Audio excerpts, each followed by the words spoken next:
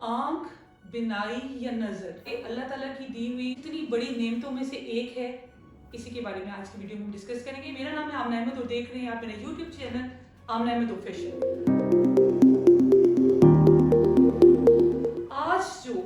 आज का जो टॉपिक है वो इतना इम्पोर्टेंट है। आंख हमारे लिए कितनी ज़रूरी एक नेमत है और उससे रिलेटेड जो हमें प्रॉब्लम्स फेस करनी पड़ती हैं। आज हमने इसी से रिलेटेड एक गेस्ट को इनवाइट किया है जो कि he is a doctor. Video start करने से पहले कुछ चीज़ें एलैबोरेट करना चाहूँगी। अगर आपको मेरा कंटेंट वैलिड लगता है तो मेरे चैनल को लाइक और सब्सक्राइब कीजिएगा और इस वीडियो के एंड तक देखिएगा क्योंकि बहुत इंपॉर्टेंट वीडियो होने वाली है और आपकी आंखों से रिलेटेड जितने भी सारे खदशात या क्वेश्चंस हैं उसका आंसर आपको इसी वीडियो में मिलेगा। आज ही हमारे साथ मौजूद है डॉक्टर अली वकास अकरम। 9 साल का जिनका एक्सपीरियंस है, MBBS हैं, लाहौर जनरल हॉस्पिटल से ट्रेनिंग की हुई है इन्होंने, रजिस्ट्रार इन आई हैं, आई सर्जन हैं।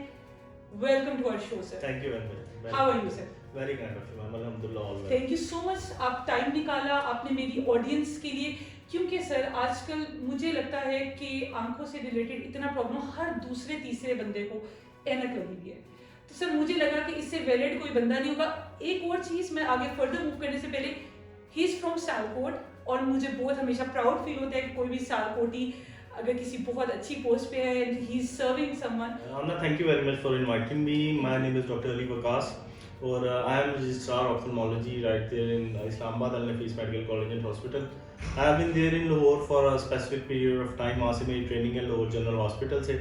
I have done my MBBS from Islamabad. उसके बाद मैंने स्पेशलाइज किया है शिफा आई ट्रस्ट से and right now I'm there in Islamabad. I'm serving in 3 cities. Sialkot में वीकेंड्स पे सैटरडे और संडे, उसके बाद लाहौर फ्राइडे को, और बाकी डेज में हम दे रहे हैं इस्लामाबाद। तो this is very important topic as Amna has already discuss with you.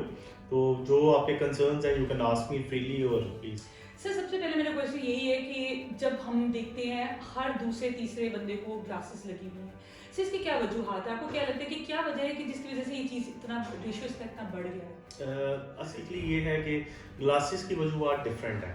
Specifically अगर हम बात करें तो कुछ लोग हैं उनको ग्लासेस लगी हुई हैं, genetically they have refractory errors, मतलब कि उनके पेरेंट्स को ग्लासेस लगी हुई हैं, उसकी वजह से आने वाले वक्त के अंदर जो बच्चे हैं उनको भी ग्लासेस लगी हुई हैं। दूसरा, हमारा जो लाइफस्टाइल है it has change a lot.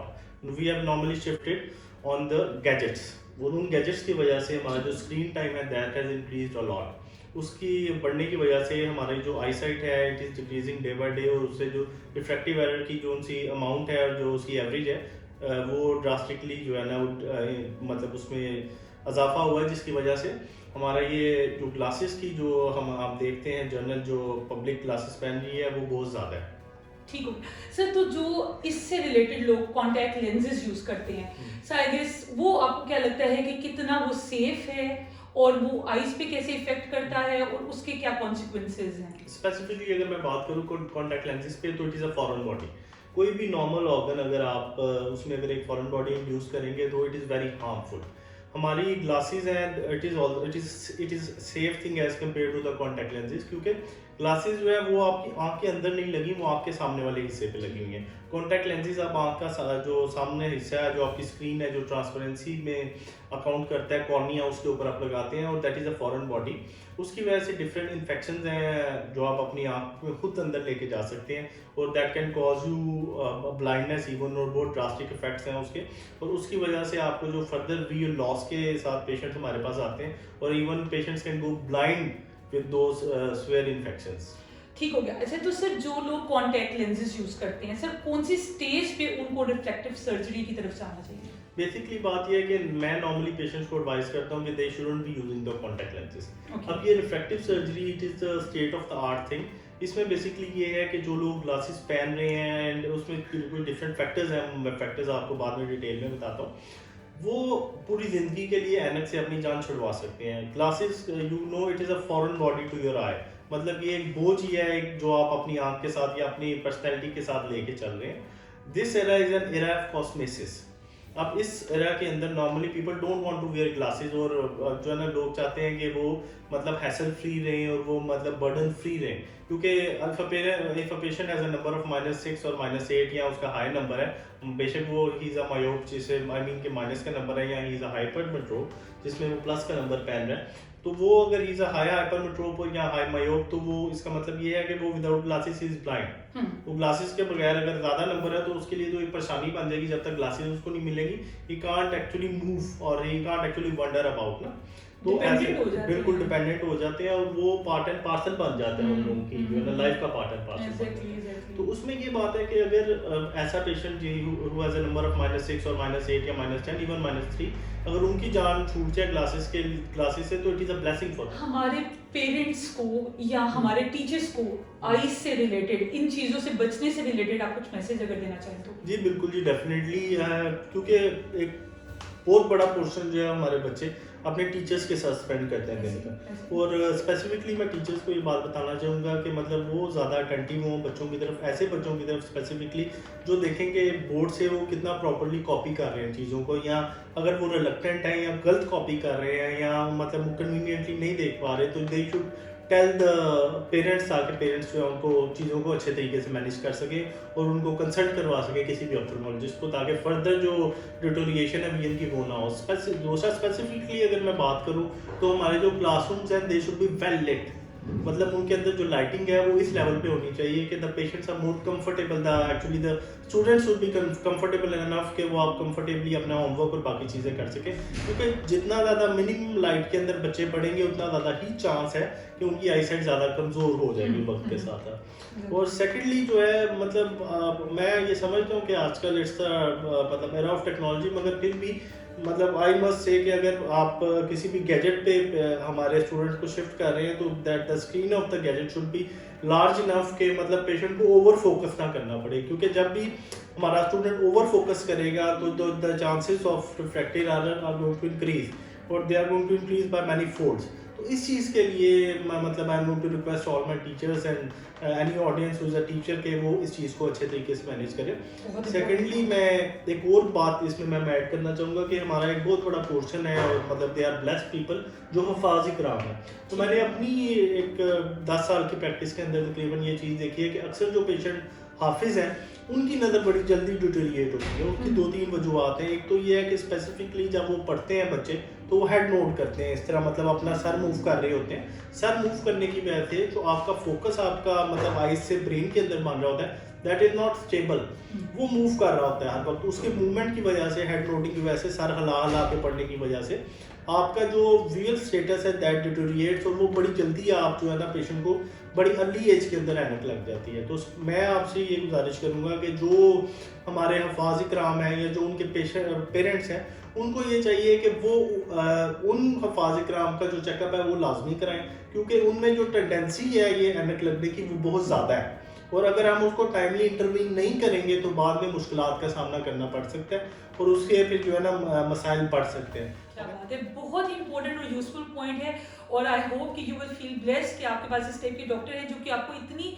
Useful चीज़ें बता रहे हैं कि जिससे की वजह से जिन पे चल के आप इन चीज़ों से और इन मुश्किलात से खुद भी बच सकते हैं और अपने बच्चों को भी बचा सकते हैं। वो कौन सी एज से आप सजेस्ट करते हैं, कौन सी कितनी माइनस में चली जाए कि जिसके लिए पीआरपीए और रिफ्लेक्टिव सर्जरी का डिफरेंशिएट आप कैसे करेंगे कि पीआरपी कब कराना चाहिए और रिफ्लेक्टिव सर्जरी कब इंपॉर्टेंट होती है? एक्चुअली मैम जो पीआरपी है दैट्स की photo refractive keratectomy, it is a part of refractive surgery. Refractive surgery is further divided into 3 और 4 टाइप्स, जिसमें जो बेसिक है वो पीआरके है, उसके बाद ट्रांस पीआरके, उसके बाद फेमटॉल लेसिक है, उसके बाद स्माइल या कंटूर है। ये एक्चुअली डिफरेंट फैक्टर्स हैं जिस पे डिपेंड करता है कि हमें कब इस चीज़ की तरफ जाना चाहिए।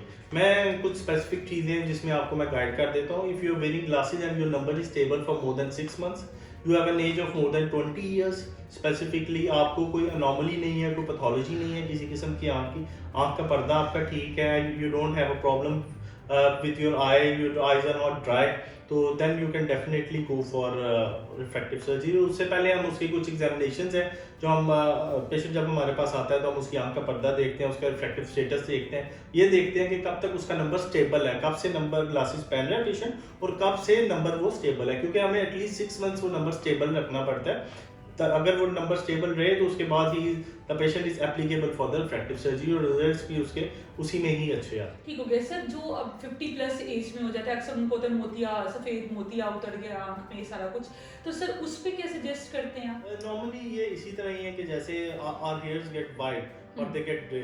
उसी तरह ही हेयर्स के अंदर जो प्रोटीन होती है दैट इज केराटिन, ठीक है, उसकी डीनेचुरेशन की वजह से are the colour of the hairs changes. तो इसी तरह आँख के अंदर एक हमारे लेंस होते हैं अल्लाह ताला ने जो बनाया हुआ है, that is the natural lens.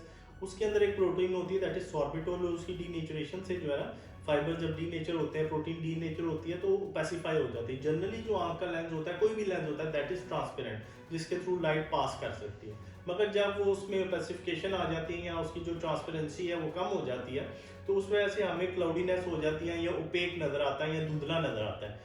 उस चीज़ को हम स्पेसिफिकली सफ़ेद मोतिया कहते हैं। और ये बहुत मोस्ट कॉमन प्रोसीजर है। We use a laser that is known as phaco, and the procedure is known as phacoemulsification, जिसमें बगैर किसी टीके के, बगैर किसी टाँके के आपकी सफ़ेद मोतिये से जान छूट जाती है और दोबारा आप अपनी ओरिजिनल और नेचुरल नज़र से देख सकते हैं। क्योंकि हम एक इंट्राऑक्यूलर लेंस है जो आँख के अंदर इम्प्लांट कर देते हैं, जिसकी वजह से पूरी ज़िंदगी के लिए आपको दोबारा जो है ये सफ़ेद मोतिये की शिकायत और नज़र में कमी की शिकायत नहीं रहती।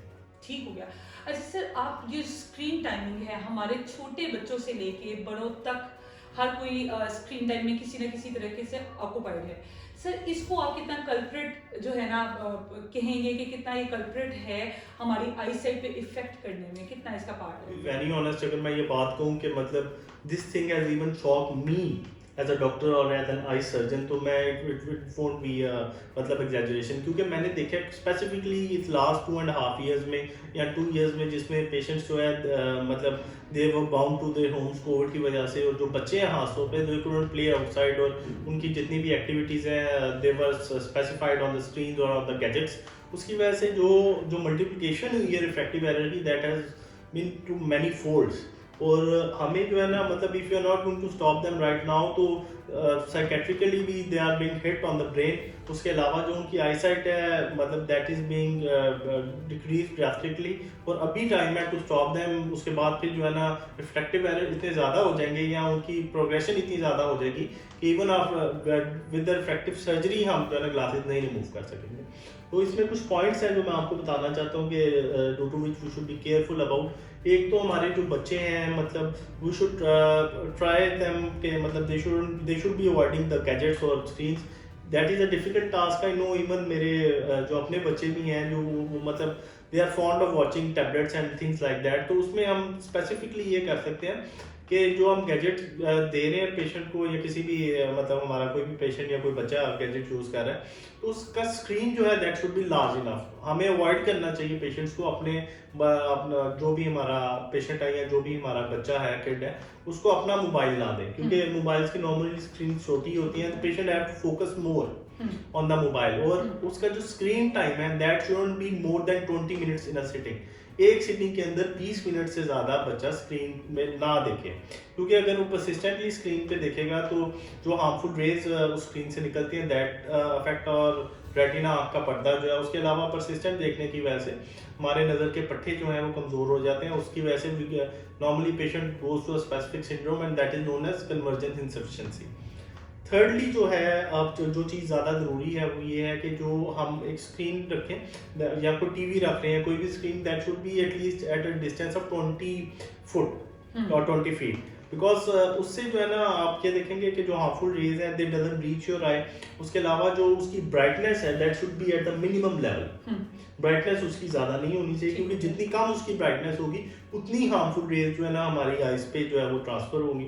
और आप एक चीज़ ये आप देखें कि if you are watching the screen for 20 minutes, the child or the kid should take a rest of at least or nap of at least 10 minutes. क्योंकि उन 10 मिनट्स में you can relax your muscles, और उसमें जो है ना आपको दोबारा आपकी बॉडी जो है आपको रिफ्रेश कर देती है, आपकी आइज जो है वो रिफ्रेश हो जाती है to watch for another 20 minutes. But make sure कि एक सिटिंग में बच्चा 20 मिनट से ज़्यादा ये आपके स्क्रीन टाइम को अवॉइड करे। ये जी इतनी इम्पॉर्टेंट बातें हैं। मैं अपनी ऑडियंस से कहूँगी कि ये हमारे हर इंडिविजुअल के लिए, हर पेरेंट्स के लिए बहुत इंपॉर्टेंट है। इस वीडियो को एंड तक देखिएगा। Sir, back to refractive surgery, sir इसके प्रोज एंड कॉन्स में क्या क्या है?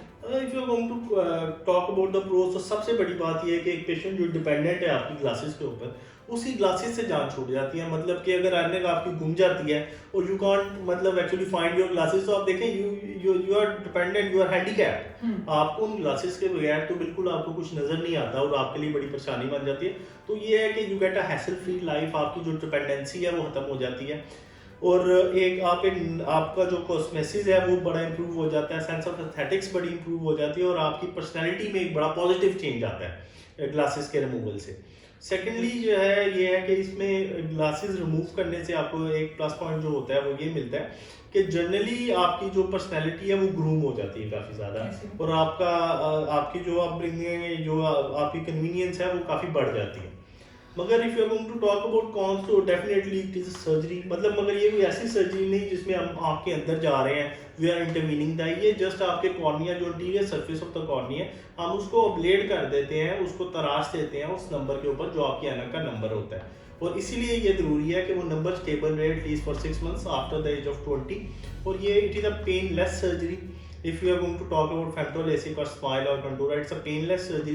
You're not going to get any pain. But if you're going to talk about PRK or trans PRK, उसमें भी बहुत minimal सी pain होती है.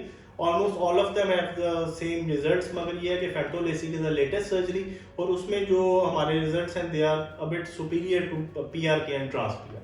ठीक हो गया सर। एक लास्ट क्वेश्चन आपसे मैं पूछना चाहूंगी कि सर जो टीन एजर्स है हमारी जिनकी अगर बहुत ज़्यादा माइनस में चली जाती है आई साइड, सर उनके बारे में कैसे सजेस्ट करेंगे, क्योंकि उसमें रिफ्लेक्टिव सर्जरी भी उस टाइम नहीं हो सकती या PRK भी नहीं हो सकता, तो उसके लिए कैसे सजेस्ट करेंगे आप? मैम ये डिपेंड करता है at which age the patient knows के ही हैज रिफ्रैक्टिव एरर, क्योंकि नॉर्मली हमारे छोटे बच्चे जो होते हैं वो एट द एज ऑफ 3 और 4 उनको हम डॉक्टर के पास लेके ही नहीं जाते, और ना वो बता सकते हैं ना वो अप्रिशिएट कर सकते हैं कि मुझे कम नज़र कम आ रहा है। ये उसी स्टेज में स्टार्ट होता है कि व्हेन द मदर्स और तब parents are actually more concern with their children, ताकि उनको पता चले अगर पेशेंट कोई भी या बच्चा कोई भी गैजेट यूज़ कर रहा है तो वो उसको कितनी करीब ला के यूज़ कर रहा है। और दूसरी एक बहुत इंपॉर्टेंट इसका पॉइंट ये है कि we must see our children के, मतलब वो आप स्क्वीज़ करके तो नहीं कोई चीज़ पढ़ते या देखते या उसको बहुत करीब करके आप पर जोर लगा के ना पड़े, क्योंकि ये एक तो ऐसे पॉइंट है जिसमें पेशेंट को पता चल जाता है। इवन छोटे बच्चे भी जो होते हैं पेरेंट्स अगर उनको मतलब कंप्रीहेंस कर रहे हैं तो उनको आइडिया हो जाएगा कि इसकी नज़र कमज़ोर हो रही है वक्त के साथ साथ।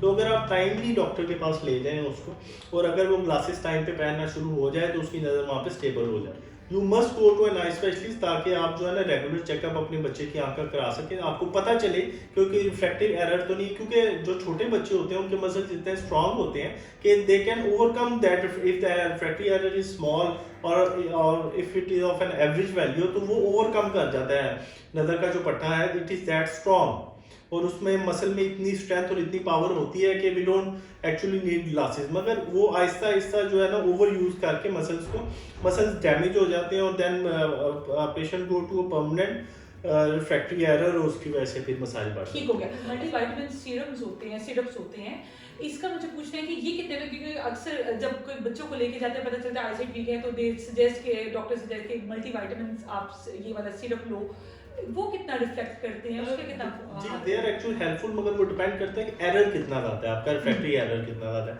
मतलब कभी कभी मिनरल्स की वजह से कभी कभी हमारी जो है ना मतलब सस्टेनेबिलिटी जो बॉडी होती है उसमें इतनी नहीं होती, कभी कभी उसकी वजह से जो हमारे वाइटामिन होते हैं if they are reduced in the body तो उसकी जो रिक्वायरमेंट है उसको फुलफिल करने के लिए अगर हम यूज़ करें, जिस तरह मस्कुलर वीकनेस अगर हमारी बॉडी में है और वो फटीग कॉज कर रही है हमारे आई के मसल्स को, तो multivitamins are helpful in that cases. मगर in all cases if the refractive error is high तो multivitamins are not that useful because glasses has their own role in the stopping the refractive errors, और glasses के बगैर जो only dependency multivitamins के साथ आप manage नहीं कर सकते। ठीक हो गया सर। एक और क्वेश्चन बड़ा इंपॉर्टेंट है कि सर बच्चों में स्पेशली क्या सिम्टम्स, जैसे आपने कहा है कि पेरेंट्स को ये चीज़ें नोट करनी चाहिए, सर क्या सिम्टम्स आते हैं स्टार्टिंग में जब आईसाइट वीक होनी शुरू होती है? एक तो बड़ा कॉमन सुना हुआ कि जी सर में दर्द होती है या इस तरह, सर उसमें क्या क्या सिम्टम्स एलैबोरेट करेंगे? जी मैं आपको ये बताना चाहूँगा कि नॉर्मली जब पेशेंट्स की नज़र वीक होना शुरू होती है तो पेशेंट जो है ना मतलब आप ये देखेंगे कि वो उसकी जो अटेंशन है ना दैट इज बीइंग रिड्यूस्ड, वो उतना अटेंटिवली चीज़ों को नहीं देखेगा और मतलब उसको जो उसकी टेंशन जो है वो डेविएट होना शुरू हो जाएगी। दूसरा जिस तरह आपने ही ऐड किया बड़ा अच्छा पॉइंट है कि पेशेंट अक्सर कंप्लेन करेगा मुझे जो है ना सर में दर्द होती है। अगर the child is school going child तो उसकी टीचर आपको बताएगी कि जब बच्चा पीछे बैठता है तो ब्लैक बोर्ड से कॉपी नहीं करता, और आप जब आगे बैठ के देखता है तो बहुत आगे फोकस करके उसको देखना पड़ता है, या वो गैजेट देखता है तो बहुत करीब लेके आके उसको गैजेट को देखेगा, वरना अपनी आंखों को बहुत ज़्यादा स्क्वीज करेगा देखते हुए। सेकेंडली जो एक बहुत इंपॉर्टेंट फैक्टर है वो ये है कि पेशेंट जो है ना वो रिलक्टेंट हो जाता है, मतलब आपके साथ इंटरेक्ट करने में और बाकी चीज़ों में उसकी पर्सनैलिटी में एक डिफरेंस आना शुरू हो जाता है। तो ये इन चीज़ों से आपको काफ़ी हद तक पता चल जाएगा कि मतलब the eyesight is getting weak, और उसके बिहेवियर के साथ आप जो है ना वो जज कर सकते ये हमारे पेरेंट्स के लिए बहुत इंपॉर्टेंट है, क्योंकि कोई भी चीज़ ज़्यादा होने से बेहतर है कि आप उसको टाइम पे कैचअप बिल्कुल, कर लें और definitely, उसका कोई ना definitely। कोई प्रिकॉशन आप निकाल जी। लें। सर, हमारे ऑडियंस के लिए आप क्या मैसेज ऑडियंस के लिए मैं ये बात बताना चाहूँगा कि मतलब ये हमने आज बेसिकली 2 टॉपिक्स को कवर किया स्पेसिफिकली। मैम ने बड़ा अमेरिका के इन्होंने टाइम दिया ताकि मैं आपके ऑडियंस को बता सकूँ कि स्पेसिफिकली कैसे हम अपने बच्चों को रोक सकते हैं इन सब मतलब एक रिफ्रैक्टिव एरर्स के अंदर जाने से, और स्पेसिफिकली उनकी आंखों को कैसे हम बचा सकते हैं एक मोजी मर्ज से। तो बेसिकली हमें ये चाहिए कि हम अपने जो बच्चे हैं उनसे इंटरेक्ट करें। We should try giving them time outside, मतलब हमें जो है बजाय इसके कि हम उनको गैजेट्स दे दें, पकड़ा दें ताकि वो गैजेट्स पे हर वक्त बैठे रहें, हमें चाहिए कि उनकी आउटडोर एक्टिविटी जो है उनको इंक्रीज करें। आउटडोर एक्टिविटीज से मेरा मतलब ये है कि किसी भी प्लेग्राउंड में राइडिंग कर लें, कि क्रिकेट खेल लें, फुटबॉल खेल लें। एक तो ग्रीनरी से ये होगा कि मतलब आपके जो सेंसिटिव सेल्स होते हैं आपके रॉड्स और बोन्स उनमें इम्प्रूव होता है। दूसरा जो आपके जंक फूड है हम उसको अवॉइड करना चाहिए, फ्रेश वेजिटेबल्स और फ्रूट देने चाहिए। स्पेसिफिकली अब जो ये सीज़न है इसमें कैरेट का जूस आप दे सकते हैं, फिश दे सकते हैं बच्चों को, हेल्दी डाइट दे सकते हैं, स्पिनच दे सकते हैं, लीफी वेजिटेबल्स दे सकते हैं, सिट्रस फ्रूट्स दे सकते हैं। इससे जो है ना आपकी आई की जो पावर होती है दैट एक्चुअली बूस्ट अप, और उससे जो आपके जो रिफ्रैक्टिव एरर्स है वो भी कम हो जाते हैं। सेकेंडली जो है आपकी जो हेल्थ है दैट ऑल्सो इम्प्रूव्स। डेफिनेटली हमारा that was about the refractive errors जिसके हम जान छुड़वा सकते हैं थ्रू द रिफ्रैक्टरी लेजर, और that is known as excimer. मैं ये बताना चाहूँगा it is a very safe procedure, मतलब don't get worried about it कि मतलब हमारी आँख शायद खोल के पता नहीं क्या होगा और कैसे होगा। It is a day time procedure. आप जाते हैं within 15 minutes to get free of your glasses, और पूरी ज़िंदगी उसके बाद आपको ग्लासेस नहीं लगते। कुछ उसमें टेस्ट होते हैं, कुछ स्कैन्स होते हैं जिसमें हमें देखना पड़ता है कि आपकी आँख के सामने वाली पुतली कॉर्निया है दैट इज़ हेल्दी इनफ, और उसकी जो थिकनेस है दैट इज़ गुड इनफ, और you are a suitable candidate for refractive surgery और not. If those points are मतलब इन अ सेफ जोन और इन अ सेफ रीजन, तो you can go through that surgery, और उसके बाद मतलब your life is totally change, और आप बड़ा कन्वीनियंटली अपनी ज़िंदगी विदाउट ग्लासेस गुजार सकते। किसी चीज़ पे भी इंसान का डिपेंडेंट होना आई गेस एक बहुत बड़ा फ्लॉ हो जाता है, बड़ा मुश्किल हो जाता है। ये वीडियो जी मेरे अकॉर्डिंग तो बहुत इंपॉर्टेंट है, मुझे पूरी उम्मीद है कि आपको भी काफ़ी यूजफुल रही होगी। आपके फीडबैक का इंतजार रहेगा। Thank you so much sir for coming. और अगर आप अपने नीचे फीडबैक दे सकते हैं सर, आपकी इजाज़त से हम आपका लिंक, आपका नंबर नीचे मेंशन कर देंगे ताकि जो भी लोग हैं पेशेंट्स हैं आपसे कांटेक्ट कर सके, आपसे इन टच रह सके। और आपके फीडबैक और आपके क्वेश्चंस का अगर आप इसका सेकंड पार्ट चाहेंगे तो हम we will try our best कि इसका सेकंड पार्ट भी लेके आते हैं, क्योंकि बड़ा वास्ट एक टॉपिक है, बड़ी वास्ट एक फील्ड है, इसमें बहुत सी चीज़ें हैं जो रह भी जाती हैं। तो we will definitely make sure कि आप तक सारी कंप्लीट इन्फॉर्मेशन पहुंचे। Thank you so much for watching. Take care. अल्लाह हाफ़िज़ नासिर।